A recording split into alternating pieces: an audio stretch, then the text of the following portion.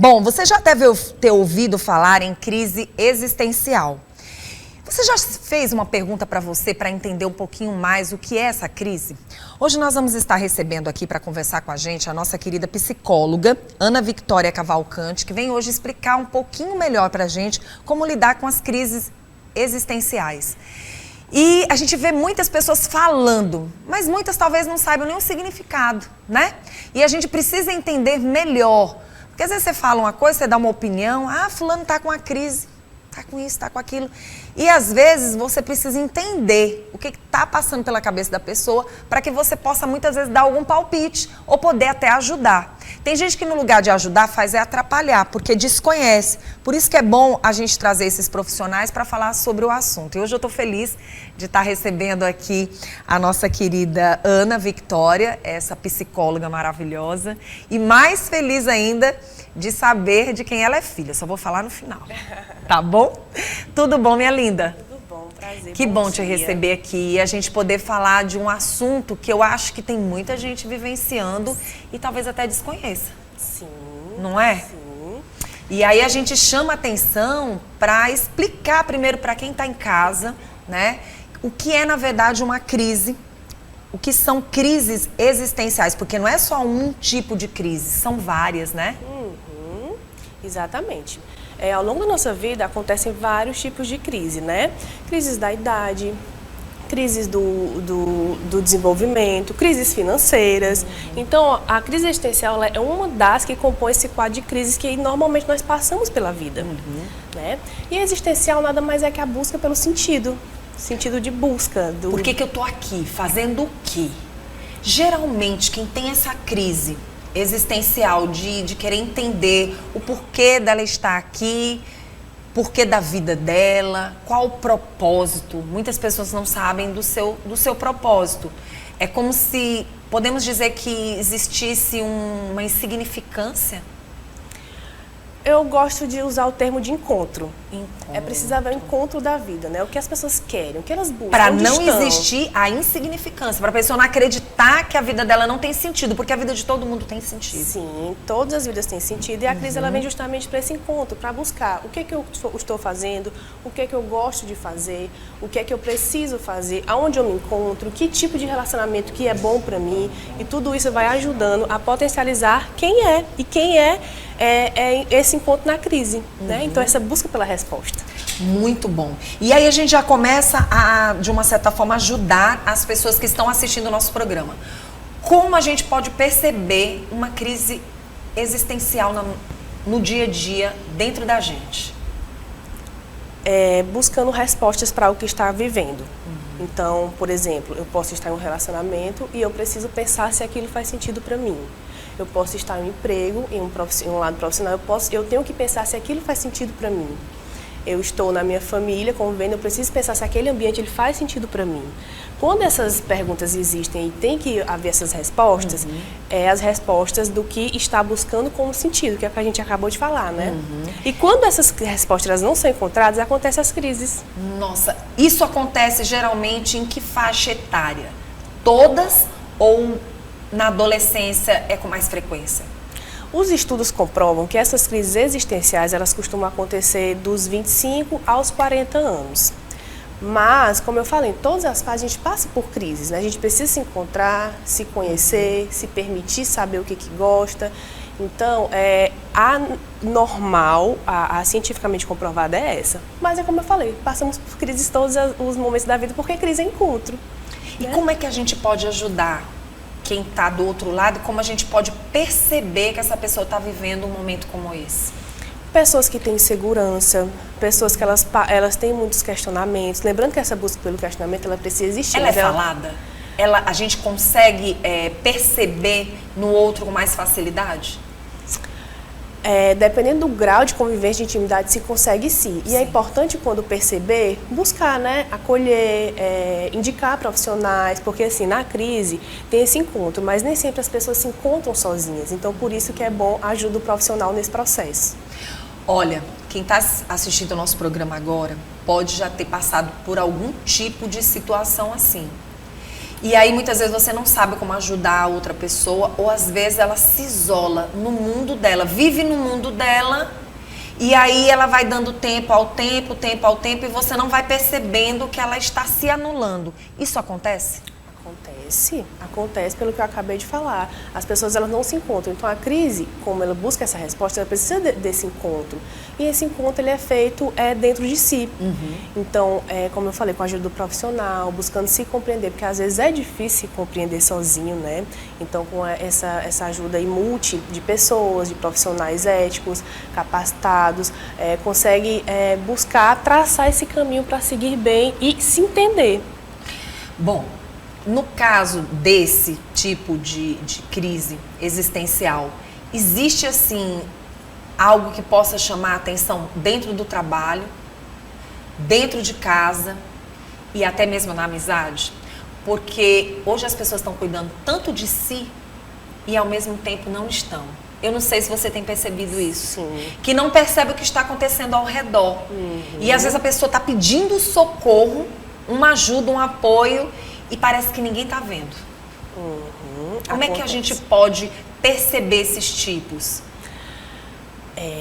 Como eu falei, dependendo do grau de intimidade, quando você convive com a pessoa, você começa a compreender e perceber pessoas que elas ficam com muitos questionamentos, que elas estão muito sozinhas, que elas preferem se isolar, não conversar com outras pessoas, mais tristonhas, podem estar nessa crise. Né? E quando a gente fala nessa crise, a gente também fala de adoecimento, de transtornos. Aí já é um outro questionamento que é preciso puxar para compreender.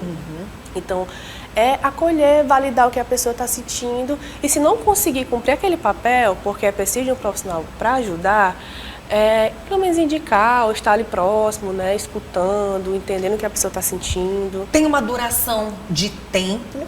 As pessoas costumam dizer, é uma doença? Não, não é uma doença.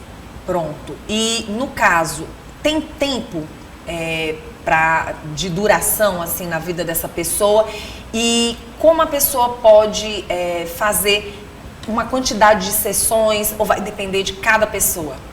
Vai depender de cada pessoa, depende do que a pessoa está convivendo, de como ela está aberta para isso e como ela compreende. A crise ela não tem tempo para acontecer. O que isso promove? Quando a gente encontra essas respostas, fica mais fácil encontrar outras ao longo do tempo. Por exemplo, estamos aqui na fase do Enem, né? O Enem já é esse fim de semana. Sim. Pode ter acontecido uma crise com alguém na busca do que fazer no Enem. Encontrou a resposta, eu me encontro nessa área. Então, a partir de em diante, vão se acontecer outros desencontros para que essa crise possa existir, que é essa busca desse significado, e aí encontrar outras respostas futuramente. Isso se chama autoconfiança, porque quando você vai encontrar uma resposta ao longo do caminho, você vai se encontrando. Então as coisas elas costumam ficar mais leves de fluir, né, de acontecer ali, porque a pessoa já vai se conhecendo, se compreendendo e sabendo como lidar consigo mesmo. Como pode ser levar mais essa crise existencial? Ela pode levar a uma depressão, pode levar a outras situações que às vezes a pessoa nem imagina. Muitas faltas de respostas, né? Às vezes a família diz, meu Deus, eu não sabia o que estava acontecendo. Para mim era o jeito da pessoa. Pode acontecer isso também? Pode acontecer, lembrando que a depressão ela é uma série de fatores, né? Ela é ambiente, genético, família, pessoal. Então, esse multi pode levar a acontecer sim, mas não é uma causa somente específica. Sem esse acolhimento, pode acontecer essa falta, como a gente está falando aqui, dessas respostas, e com uma pessoa com falta de resposta, ela não consegue responder ao ambiente. O que pode acontecer? Ou crises ansiosas, ou se estender para um transtorno de ansiedade ou um transtorno depressivo. Lembrando que crises ansiosas elas precisam também acontecer, porque nos move. Agora, o transtorno de ansiedade já é um adoecimento que precisa ser tratado. Pronto, que precisa ser tratado. E nesse caso, por todos os profissionais da área? Tipo neurologista, psiquiatra, o psicólogo tem que estar muito presente na vida dessa pessoa. Psicólogo e, por vezes, o psiquiatra. Porque depende também de cada ser humano. É muito subjetivo falar sobre isso. Agora sim, quando a gente fala de uma crise existencial, a gente fala de vida, mas de uma vida diretamente de pessoas que, às vezes, não entendem a significância delas aqui na Terra. Elas muitas vezes acreditam que não tem porquê isso, porque aquilo, como você mesmo falou. Essa pessoa pode também não só se criticar, como criticar os outros? Isso é algo também para se observar? Sim, eu costumo falar que vida é movimento. Então, tudo que vem para nos movimentar, para nos empoderar, para nos fazer crescer, é movimento. E a crise, no começo, ela pode até parecer angustiante, difícil de lidar, mas quando você entende esse movimento, você começa a perceber onde você deve estar e o que fazer. Então, não pensar e como nisso. ajudar, né? Porque muitas vezes você vê uma pessoa, a pessoa passa a sensação de que é uma pessoa enjoada, de uma pessoa chata, que tudo reclama, que nunca está satisfeita com nada. Ali é um momento muito importante de você, opa, aqui precisa de apoio. Isso. E muitas vezes as pessoas desistem, né? E isso também porque o mau humor, ele também pode ser adoecedor.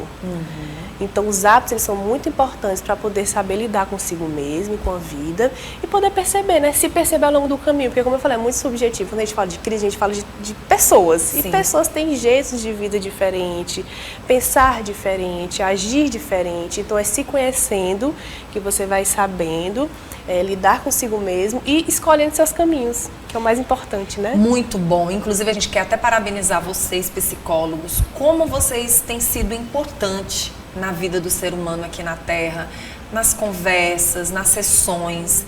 É impressionante como a gente consegue perceber a vida da pessoa transformada quando ela verdadeiramente se encontra com um excelente profissional. Aquele profissional que verdadeiramente tem tempo para ouvir e para ajudar. Porque às vezes existem situações que você tem até uma certa dificuldade de dialogar, seja com seu pai, com a sua mãe, até com uma amiga, um amigo. Geralmente a gente é muito de sentar e conversar com os amigos, tudo que tem vontade. Quando você está numa situação que você não consegue sentar nem com um amigo para desabafar o que sua mente está falando ou o que você está sentindo dentro de você, deve ser muito angustiante. Muito angustiante, difícil, né? Porque você nem se encontra naquele processo e acaba se fechando cada vez mais. Eu costumo também falar que terapia é alguma coisa e fatos terapêuticos são outras. Então, sentar com amigos para conversar é terapêutico, estar ali batendo papo, se divertindo, sorrindo, né? Contando histórias. A terapia, ela vai além disso, é o processo. Então, é saber diferenciar. Vai estar vendo os dois lados, né? Exatamente. E principalmente o lado que provavelmente só está dentro dela. Só está dentro dela e é se perceber e buscar entender que isso pode acontecer. E que passa. Que pode acontecer, que não é só com você, que pode acontecer e que passa.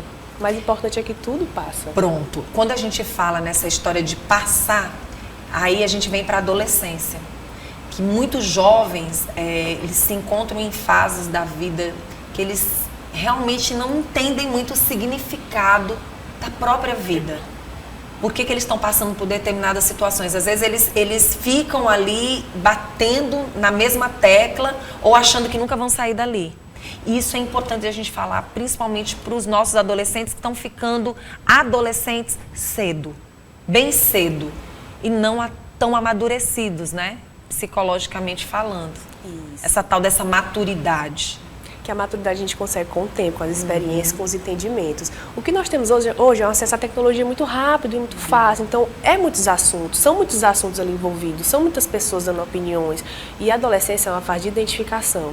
Então, é nesse processo que você vai se conhecer e saber que grupo que consegue se inserir, o que gosta de fazer. E como esse acesso a essas tecnologias elas estão muito fáceis, essas informações, acontece como se fosse uma confusão, né?